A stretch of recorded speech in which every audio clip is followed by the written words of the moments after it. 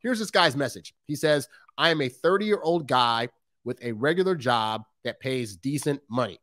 I recently started living alone and have normal hobbies and friends. I consider myself an extroverted and friendly person.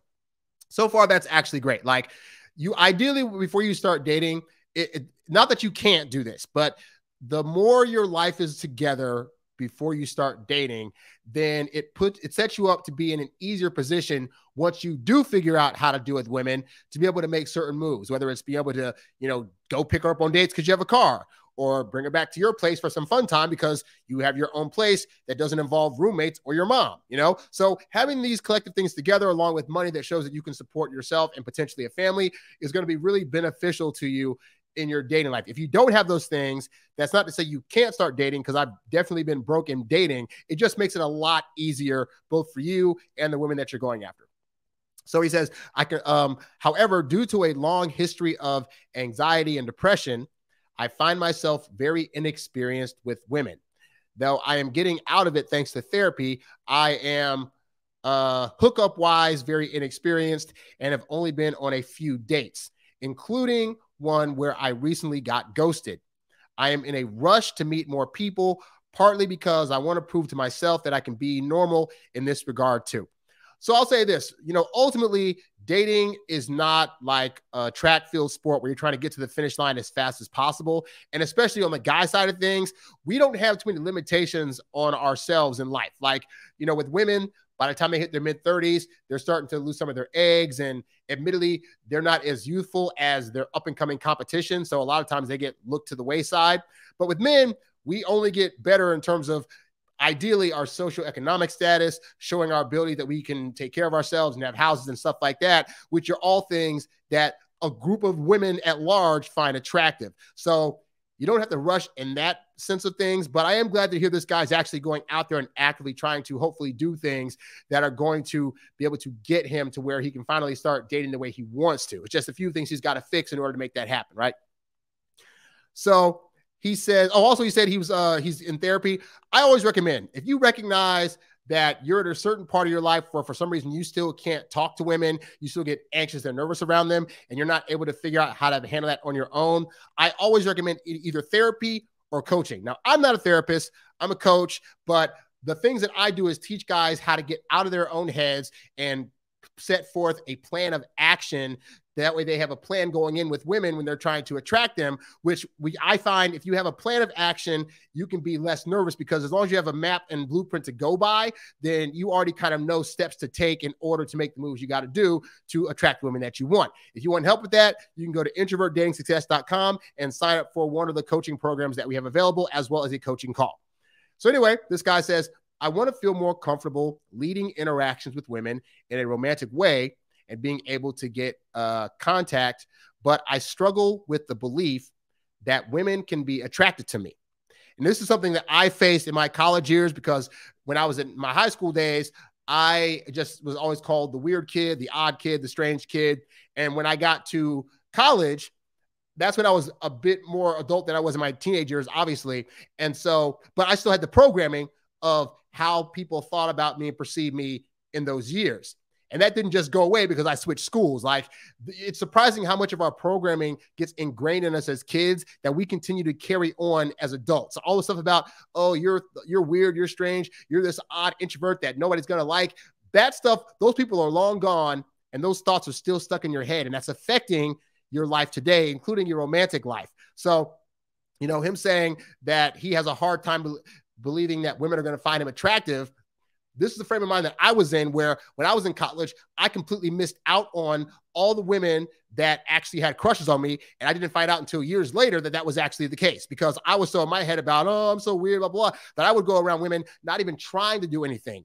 And I didn't know at the time, when you're not trying things is when women think you're being your natural self and they get naturally attracted to you. But then when I would find out that they like me, then I started doing all the things that guys try to do to get women, which is like complimenting them, trying to get them gifts. And now to them, that doesn't seem like I'm being my natural self. And so I'd end up losing those women's attraction.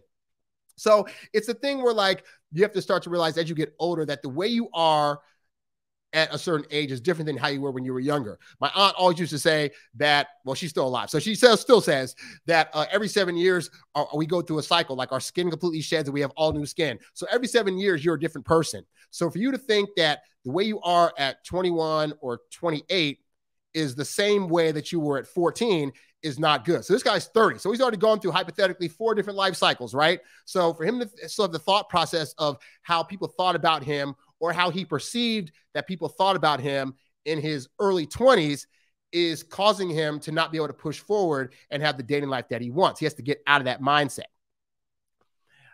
Anyway, he says, I have deep-rooted issues from childhood and teenage traumas that still affect me. Again, that whole thing of like going back to our teenage years, even in our 30s. He says, but ultimately, I don't think I'm attractive at all. Well, the nice thing is that it's not to say that women don't have a certain ideal look that a guy should, quote unquote, have, but it differs and varies amongst various women.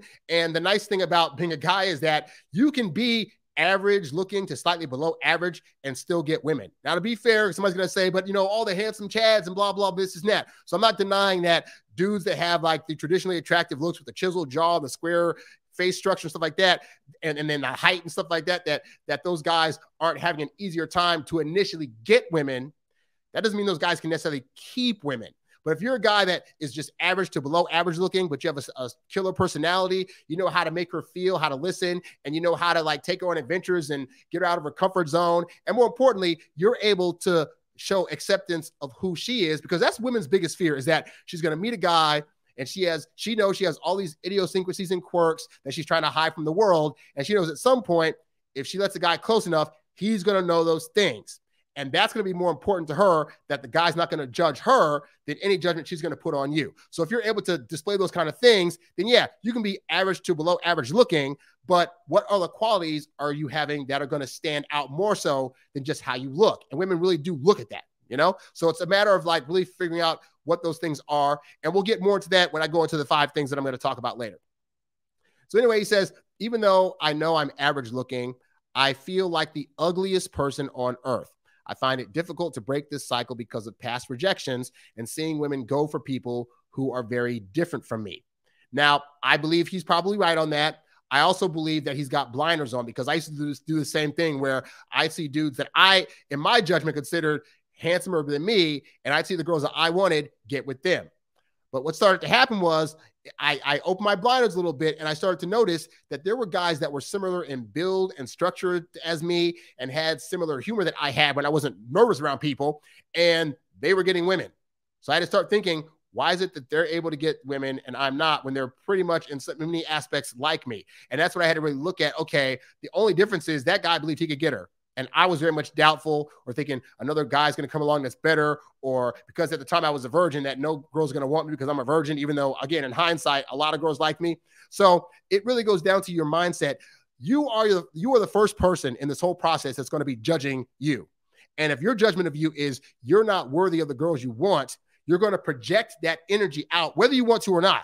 And so you could be thinking, well, you know, girls don't like me, but I'm going to hope some girl's going to come by and see me for who I really am and like me. But you're crushed up like this. You go up to women and you approach them where you're kind of like half-heartedly giving the handshake and looking away from them like you're scared of them. You're giving the energy that says, I don't actually think I deserve you. And so they're going to respond to your energy by saying, you're right, and go to somebody else. And it all starts with the thoughts that you have up here. You need to call her on her cell phone when you want to ask her out. Don't text her from your cell phone. Her hearing your voice helps out, but you say you prefer